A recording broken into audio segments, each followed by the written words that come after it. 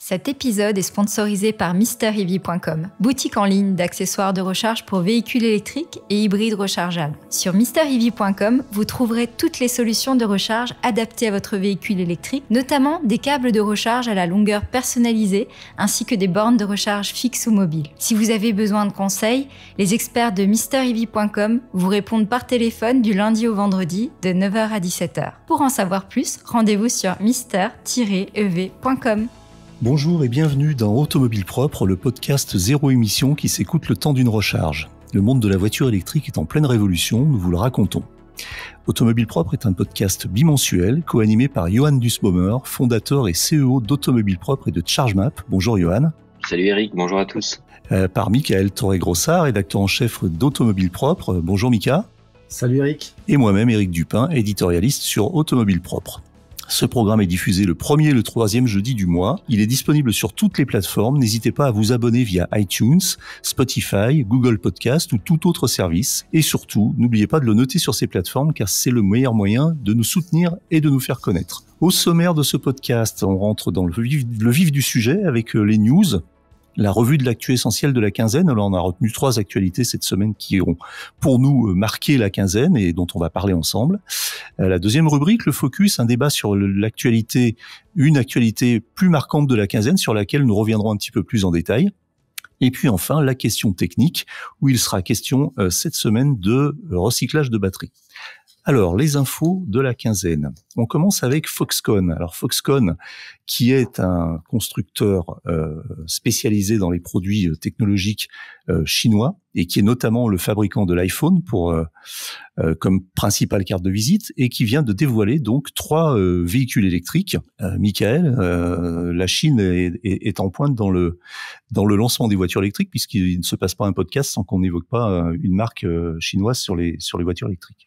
Alors, pour le coup, il y a une exception, parce que c'est pas une marque chinoise, c'est taïwanais, Foxconn. Donc, c'est une marque taïwanaise. Donc, effectivement, côté asiatique, ça bouge beaucoup. On parlait il y a pas longtemps de VinFast qui s'apprêtait à lancer ses voitures électriques, qui lui est vietnamien. Donc, la Chine, ça bouge. Et donc, maintenant, Taïwan avec Foxconn, qui vient de présenter, en fait, 3 véhicules électriques, qui ciblent vraiment clairement Tesla. Même au niveau des noms, ils ont pas cherché loin, parce que le SUV électrique s'appelle Model C.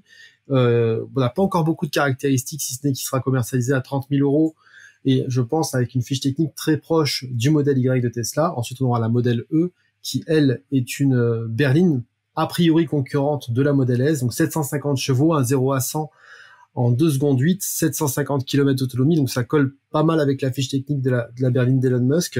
Et enfin, alors par contre là, c'est hors catégorie, un Model T, donc c'est un bus électrique avec 400 km d'autonomie, et tout ça, ça devrait arriver assez vite parce que on parle d'une commercialisation dès 2022. Donc il y a quand même, au niveau du timing, Foxconn veut arriver très vite sur le marché, justement pour pas se laisser distancer par les concurrents asiatiques qui sont déjà en place. Donc sachant qu'ils veulent faire à la fois une usine à Taïwan avec un partenaire qui s'appelle Yulong Motor et aussi une usine aux États-Unis avec une usine qui a été rachetée à Lordstown, donc qui est un ancien site de General Motors. Donc il y a vraiment des grosses ambitions encore Foxconn, donc ça s'ajoute à ce qu'on disait précédemment sur ce qu'a fait Xiaomi.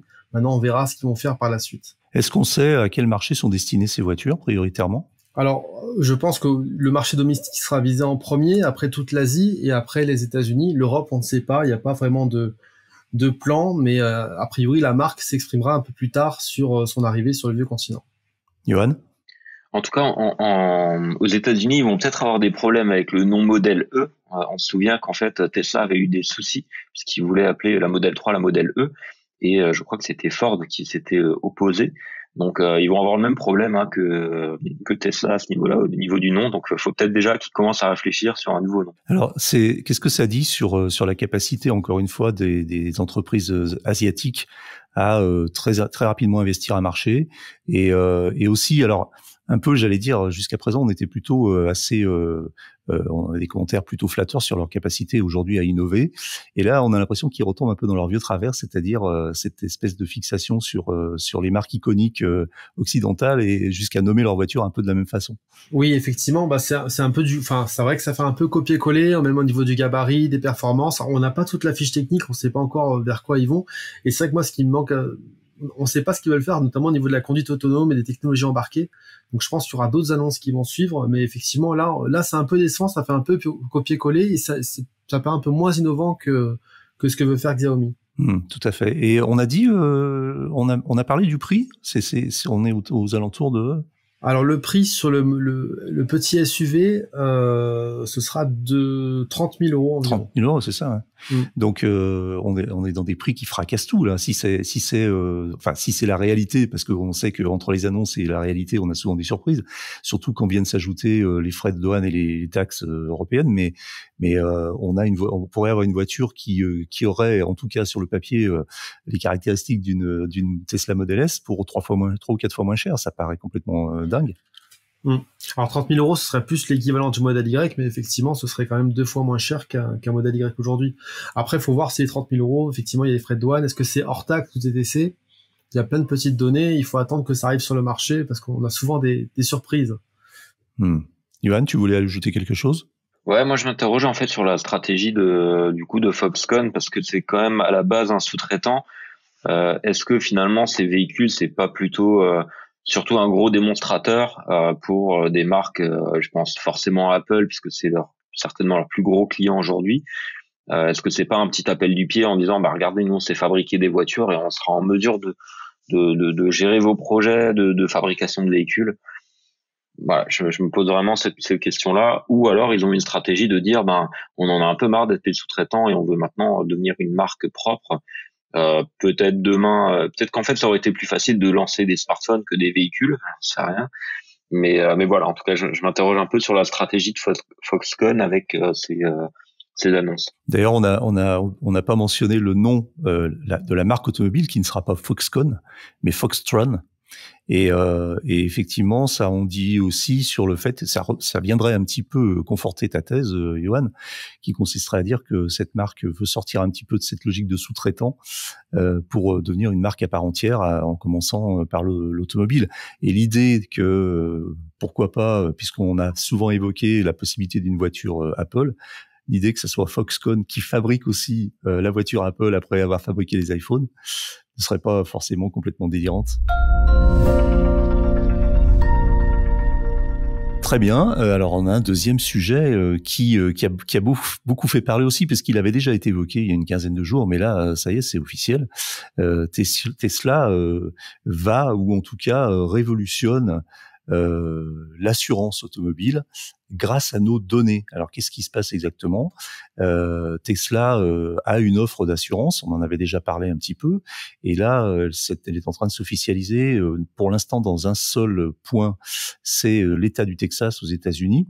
Après la Californie, alors elle était déjà proposée dans une formule plus conventionnelle, mais qu'est-ce qui se passe là? C'est que Tesla en fait a mis en place son fameux système de scoring qui permet d'évaluer la qualité d'un conducteur, et donc basé sur les algorithmes qui fondent ce safety score, eh bien Tesla va moduler en fonction des données qu'elle recueille les tarifs de ses propres assurances. C'est ça, Yoann? Ouais, tout à fait. Ben effectivement, on en parlait dans un précédent podcast. On disait avec le safety score, Tesla avait maintenant tous les moyens de devenir un assureur innovant, et on se rend compte que je crois que c'est 2 semaines après, finalement, l'assurance est sortie au Texas, donc sur la base des données qui sont enregistrées par les véhicules.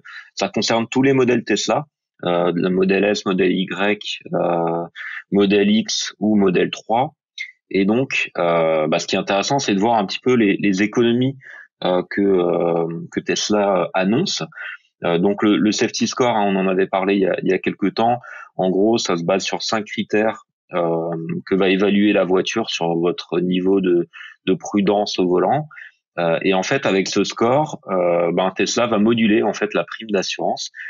Et ils annoncent finalement des économies qui sont assez importantes, autour de 20% quand on a un score moyen, et quand on a vraiment un très bon score de conduite, de 30 à 60% d'économie. Donc ça semble vraiment très élevé. Ce qui est intéressant et ce que moi je trouve bien, c'est que ça a vraiment un effet vertueux Demain, si on peut économiser vraiment des sommes substantielles sur une assurance, je pense que les gens vont se prendre au jeu. En tout cas, il y a des gens qui vont le faire, c'est certain. Et finalement, ça, c'est le point positif que je retiens. Après, ça reste une version bêta. Donc aujourd'hui, on ne sait pas si c'est quelque chose que Tesla va déployer à grande échelle. Qu'est-ce qu'ils vont apprendre aussi au cours de cette version bêta. Mais la question qu'on se pose tous, en fait, c'est est-ce que ça peut être étendu? Est-ce que ça peut notamment être étendu en Europe et en France? Alors pour l'instant, moi j'ai identifié un point qui me semble un peu compliqué, c'est vraiment la partie réglementaire. J'ai lu dans une newsletter que je suis que c'est un investisseur US qui a un peu creusé le sujet, qui dit attention au niveau de l'Europe parce que il y a quand même des lois qui imposent une certaine équité de traitement en fait sur les assurés. Il donnait notamment l'exemple des femmes où a priori les femmes sont de meilleures conductrices que les hommes, ont moins d'accidents, mais que la réglementation européenne empêchait les assureurs de leur faire une prime plus intéressante que les hommes. Donc voilà, la question un peu sous-jacente, c'est est-ce qu'on peut discriminer un conducteur sur la base de son comportement au volant? Et c'est une vraie question qui est posée. Et puis le deuxième point réglementaire, je pense, ça reste quand même le RGPD. Finalement, est-ce que les données sur ma façon de conduire sont des données personnelles? Comment est-ce qu'elles sont traitées? Est-ce que je donne mon consentement? Mais là-dessus, je suis pas trop inquiet. Je me dis que les conducteurs, s'ils peuvent faire des économies, donneront très rapidement leur consentement à Tesla pour avoir accès à ces données-là. Donc, je dirais que le sujet principal, c'est la discrimination des assurés. Est-ce que ça, c'est quelque chose qui peut rentrer en fait dans nos lois européennes? Mika, la discrimination des assurés, est-ce qu'elle n'existe pas déjà un petit peu? On nous pose plein de questions quand on prend une assurance auto, non? Et on n'a pas les mêmes tarifs selon qu'on a 25 ans ou qu'on en a 50? Effectivement, il y a des, on regarde déjà les antécédents d'accidents, etc. Après, là, le problème, c'est que on va quand même analyser les données avec donc ce fameux safety score. On ne sait pas non plus si, parce que lui aussi est en version bêta, hein, l'assurance est en version bêta, mais le safety score aussi est en version bêta. Donc ça veut dire que si le safety score se trompe finalement, ou fait une mauvaise évaluation, ça va vous impacter au niveau de votre prime d'assurance. Et là, ça risque de bloquer forcément. Et là où je me pose la question, c'est moi, Tesla montrait un tableau avec des safety scores oscillant entre 88 et 98 où on voit les différences de prix au niveau par mois. Mais imaginons qu'on ait un safety score catastrophique qui descende, on va dire en dessous de 70. Ça risque d'être dans ce cas-là beaucoup plus cher. Et je pense que pour le constructeur, ça risque d'être un casse-tête de devoir expliquer aux gens et justifier le safety score où il va dire attendez, mais j'ai freiné d'un coup sec, sinon j'allais écraser quelqu'un, et là d'un coup je me trouve pénalisé, j'ai ma prime d'assurance qui augmente. Donc il y a plein de petits cas d'usage comme ça qui vont se poser. Et en tout cas, je pense que Tesla, encore une fois, est pionnier. Ils explorent un petit peu ce côté-là. Est-ce qu'ils vont continuer ou pas? Ça va dépendre de l'expérimentation qu'ils font au Texas. Je pense que même aux États-Unis, ils pourront pas lancer ça dans tous les États parce que chaque État a ses réglementations. Et l'Europe, c'est encore autre chose. Je me suis entretenu, justement, j'ai posé la question à Tesla France, qui m'ont dit bon, pour l'instant, on ne sait pas ce qui va se passer et quand est-ce que ça va arriver, mais eux, ils sont conscients qu'effectivement, pour l'Europe, il y aura des problèmes réglementaires. Ouais, il reste à savoir si Tesla ne se tire pas une balle dans le pied finalement avec cette fonctionnalité par rapport à sa clientèle.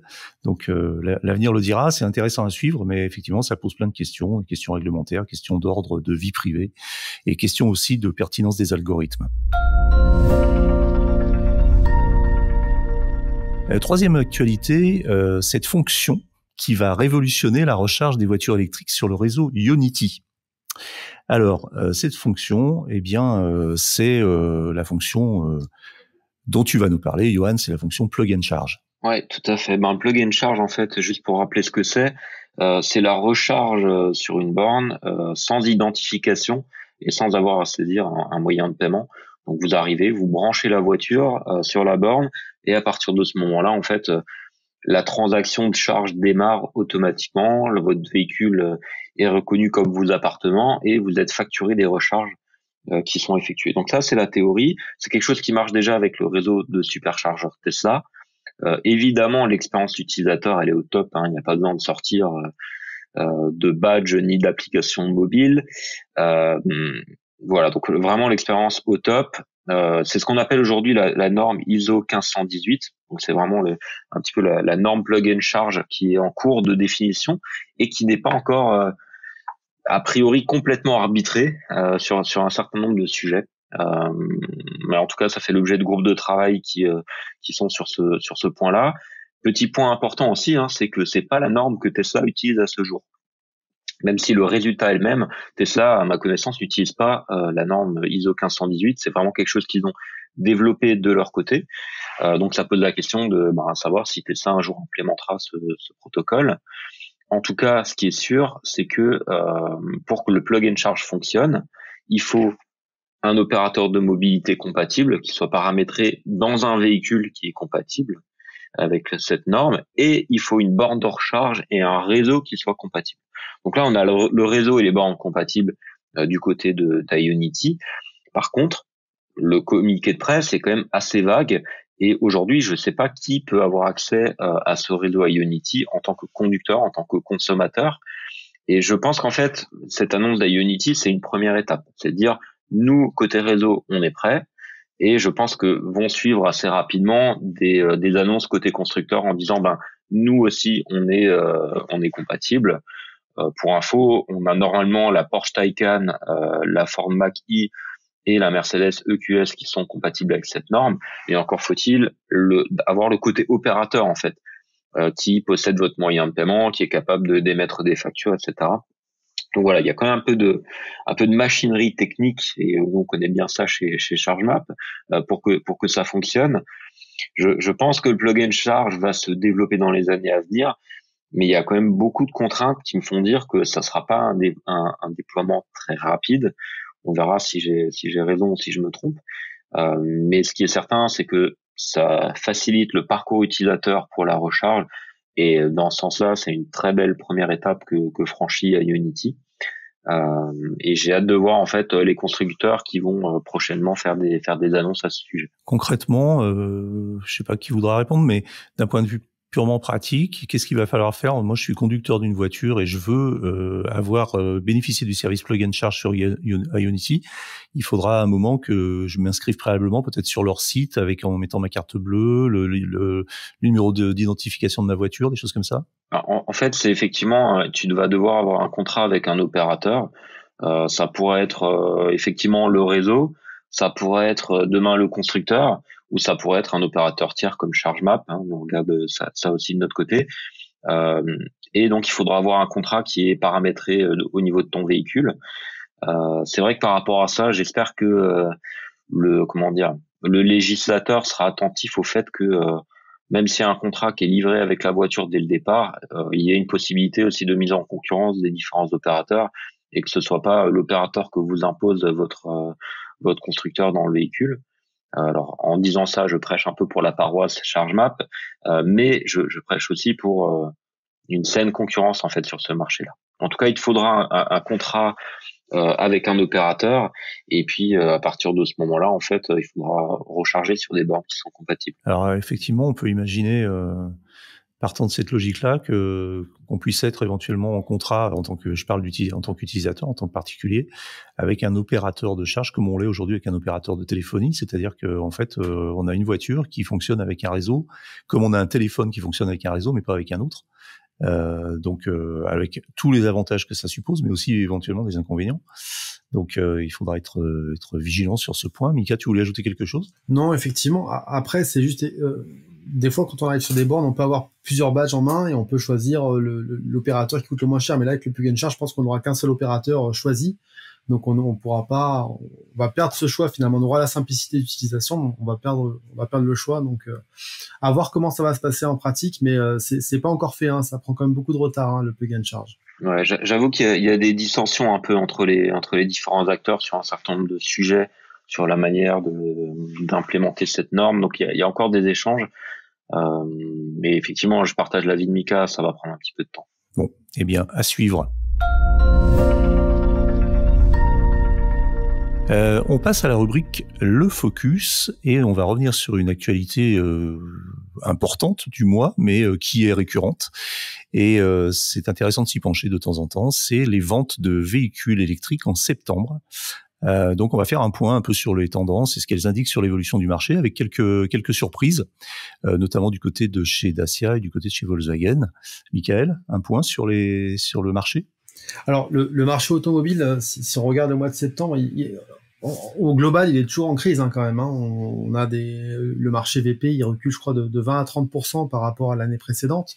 Donc c'est quand même assez énorme. Malgré tout, l'électrique maintient le cap pourquoi ? Parce qu'il est subventionné, parce qu'il est vraiment dans la tendance du moment. Et l'électrique s'accapare au total environ 13% de part de marché sur le mois de septembre. Sur le segment VP, c'est près de 17 000 immatriculations.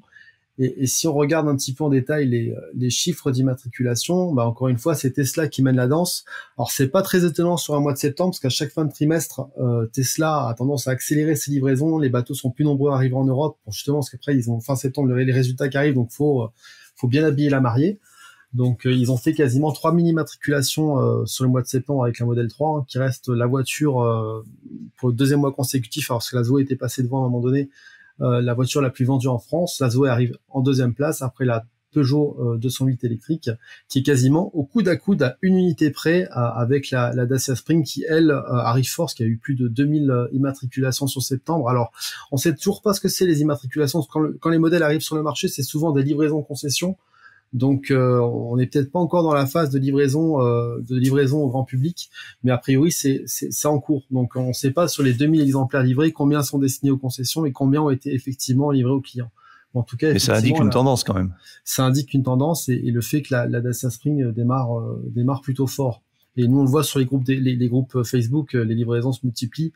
Et je pense que en octobre, on verra si la tendance est similaire. Mais je pense que ce sera similaire. Et il n'est pas impossible que la Dacia Spring prenne la seconde, voire ou la troisième place. Est-ce qu'on peut déjà dire que c'est la démonstration de fait de quelque chose qu'on pressentait, c'est-à-dire une voiture qui arrive à point nommé pour répondre à un besoin, c'est-à-dire d'une petite voiture urbaine et périurbaine électrique, économique, pratique, et qui n'a pas forcément des performances de dingue ni une autonomie de dingue, mais qui permet d'assurer le quotidien tranquillement, d'aller au boulot, d'aller chercher ses enfants à l'école, d'aller faire ses courses.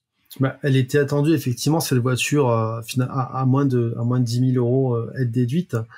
On voit d'ailleurs qu'il y a une communauté qui se forme sur les groupes Facebook. Les gens partagent les photos. J'ai reçu la voiture. On la voit un petit peu sous tous les angles.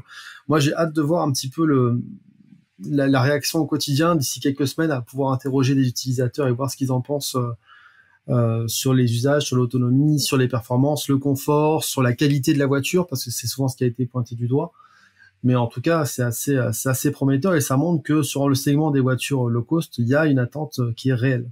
Et puis alors sur ce marché qui est finalement assez enthousiasmant, parce que 13% des immatriculations sur un mois, c'est un record, non, il me semble.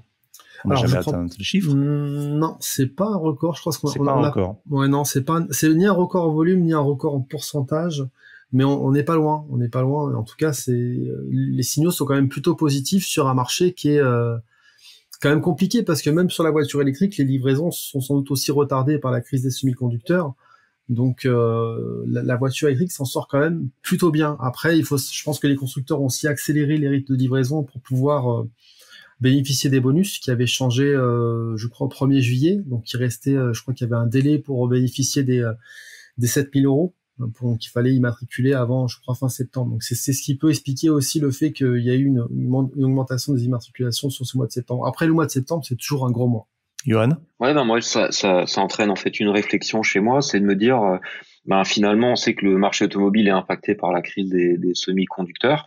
Est-ce qu'un véhicule comme la Dacia Spring finalement peut pas s'en sortir mieux que les autres, puisque c'est un véhicule qui nécessite peut-être moins d'électronique, moins de composants un peu high-tech. Finalement, c'est un véhicule assez basique sans que ce soit péjoratif. Mais peut-être que du coup, ça va permettre de livrer ces véhicules là où des véhicules très technologiques seront peut-être un peu plus compliqués à faire produire. Voilà, je pense que c'est une question à suivre à l'avenir. C'est une question effectivement, mais alors qui est plus, si on élargit aussi aux véhicules thermiques, qui sont moins notre sujet, mais les véhicules thermiques, est-ce qu'on sait s'ils sont impactés par la crise des semi-conducteurs? Moins que les électriques, mais probablement un peu quand même. Ils sont très impactés. Parce qu'ils sont aussi technologiques en fait. Ils sont technologiques, les compteurs numériques, ils ont besoin des puces électroniques, c'est très compliqué. Moi, j'ai discuté il y a pas très longtemps avec un concessionnaire issu du groupe Volkswagen qui m'expliquait que dans les usines, c'était très tendu et que comme d'autres des constructeurs de voitures électriques comme Tesla, il y a des voitures qui arrivaient, qui étaient arrêtées sur la chaîne, on les sortait de la chaîne et après on les réinjectait quand on avait les pièces. Donc c'est compliqué, d'autant qu'a priori la crise ne se limite pas aux semi-conducteurs. Il y a des problèmes sur les plastiques, il y a des problèmes sur les pneumatiques aussi qui devraient arriver, il y a des problèmes sur les containers. Donc c'est le marché auto, c'est pas la joie en ce moment, et a priori sur 2022, les signaux sont pas très bons. Quand on voit que le salon de Genève est annulé, c'est pas du tout un bon signal. Alors tu as, Mika, évoqué Volkswagen. On dit deux mots sur les ventes des Volkswagen électriques, notamment de l'ID3. Alors ID3, ils ont célébré un peu le premier anniversaire en faisant une belle communication. Alors ils ont un petit peu enjolivé la chose parce qu'ils parlent de 140 000 exemplaires. Alors c'est pas livré, mais c'est commandé, donc ça veut dire que tout n'est pas livré. Alors c'est vrai que c'est youpi, tout va bien chez Volkswagen. Bon, par contre, quand on creuse, ça va pas si bien que ça, parce que à l'échelle européenne, si on regarde les ventes d'ID3, les immatriculations, et pas les ventes, mais bien les immatriculations, ce qui a été livré, il y a moins de 45 000 ID3 versus 75 000 Model 3. Donc ils sont détrônés, y compris sur leur marché domestique, parce que si on regarde pareil, de janvier à septembre, c'est la Model 3 qui domine, avec quasiment 24 000 exemplaires écoulés. Et l'ID3 n'est qu'à la 3e position. À la 2e position, c'est la Volkswagen e-Up, la toute petite voiture électrique qui a dépassé l'ID3. Donc moi je pense que le bilan quand même est assez mitigé. Donc ils essayent de sauver un peu les meubles, de dire que tout va bien, mais je suis pas certain que ils atteignent vraiment les objectifs qui s'étaient fixés. Donc on parle de 144 000 exemplaires sur le marché européen sur la période. Oui, c'est ça.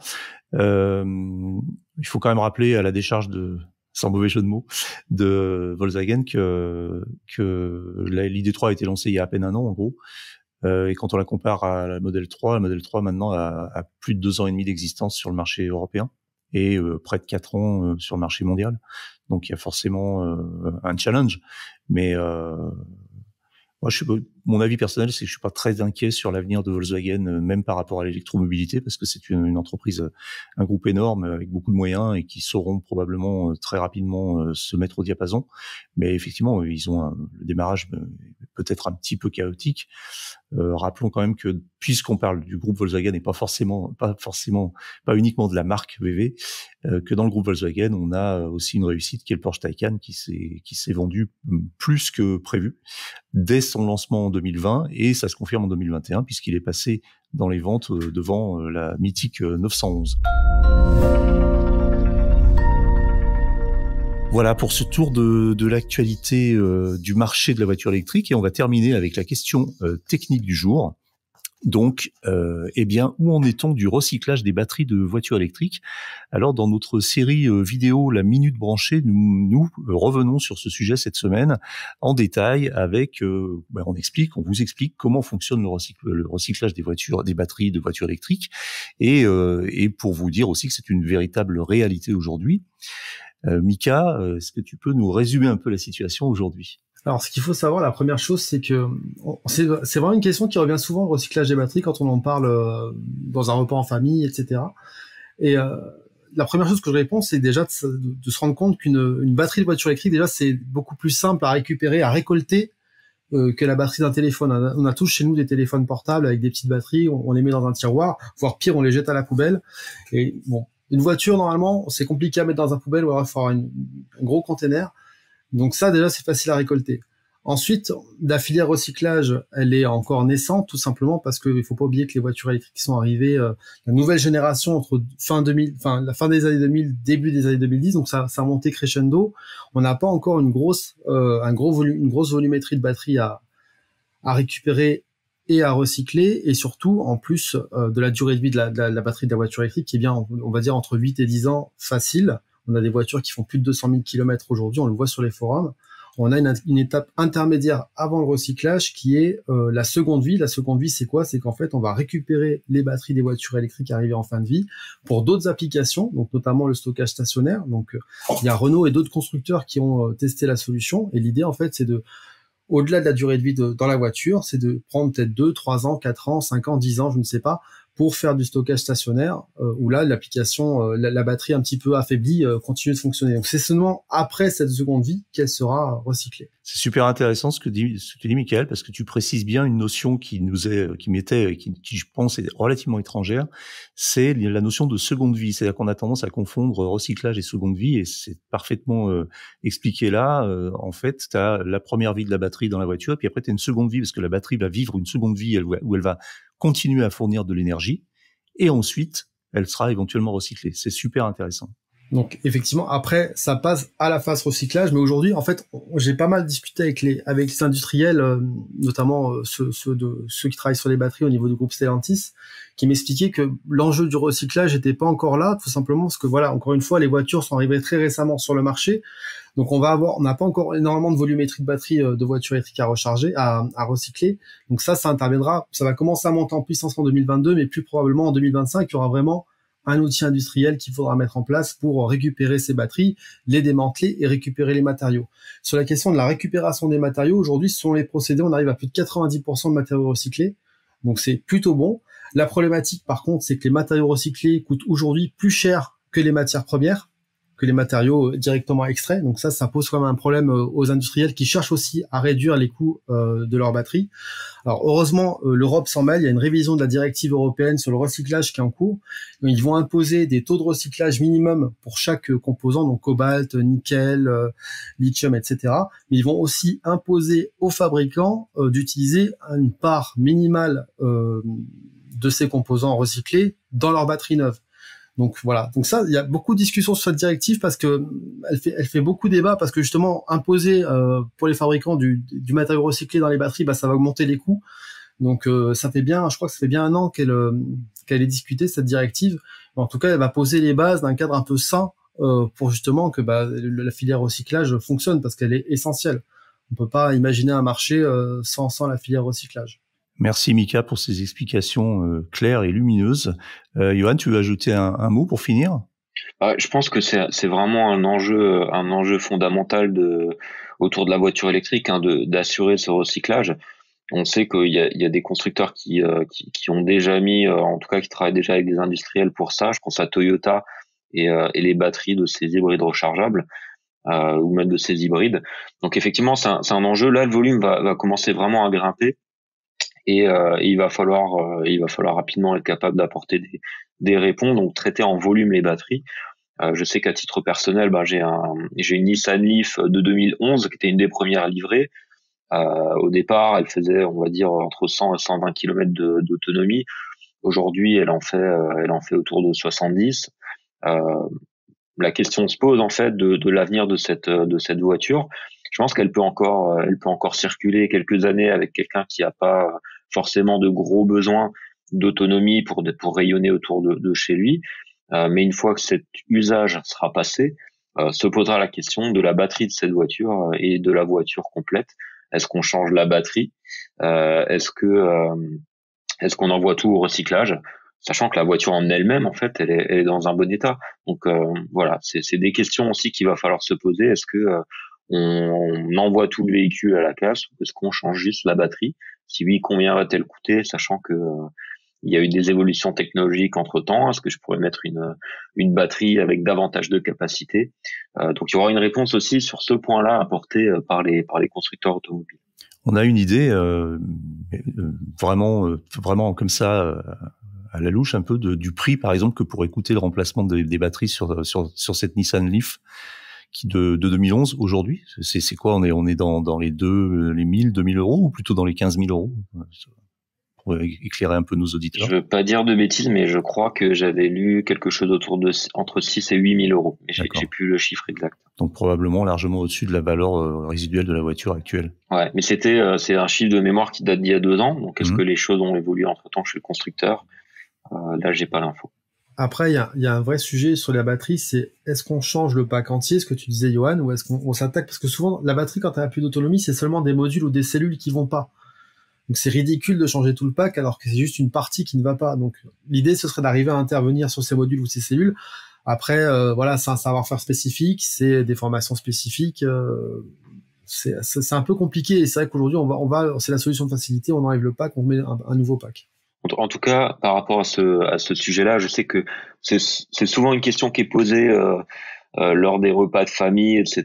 Et c'est vrai que moi, ce que je fais toujours, je les envoie vers la vidéo de la minute branchée, où on parle de la vérité entre guillemets sur le recyclage des batteries, parce que cette vidéo de 5 minutes, elle explique les grandes lignes qu'on vient de résumer.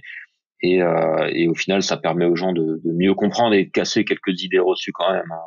Il y a beaucoup de désinformation sur ce sujet. Oui, d'accord. Mais c'est l'occasion de retrouver justement cette vidéo qui fait partie de la série La Minute Branchée sur automobilepropre.com. Bien. Alors moi, ce que je retiens quand même, c'est que il est plus facile de recycler une batterie de voiture qu'une batterie de téléphone. Ça, c'est une révélation pour moi et effectivement, ça paraît assez logique en fait. Très bien, je crois qu'on a fait le tour de l'actualité pour ce podcast. C'est terminé pour aujourd'hui, mais l'actualité de la voiture électrique ne s'arrête jamais. Retrouvez-la heure par heure sur automobilepropre.com. Pensez bien à vous abonner via votre plateforme préférée afin de ne rater aucun épisode. Et n'oubliez pas de noter ce podcast sur ces plateformes, c'est le meilleur moyen de nous soutenir. N'hésitez pas également à nous faire vos retours, remarques et suggestions à l'adresse podcast@automobilepropre.com. Quant à nous, nous vous disons à dans 15 jours pour un nouveau numéro d'Automobile Propre, le podcast. Je vous dis salut et à bientôt. Salut, bientôt. Salut tout le monde.